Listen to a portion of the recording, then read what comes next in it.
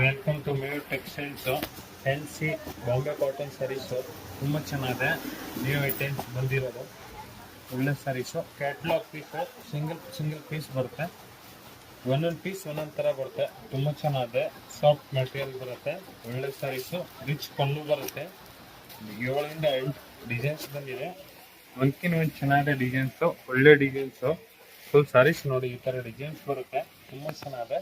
ಒಳ್ಳೆ ಡಿಸೈನ್ಸು.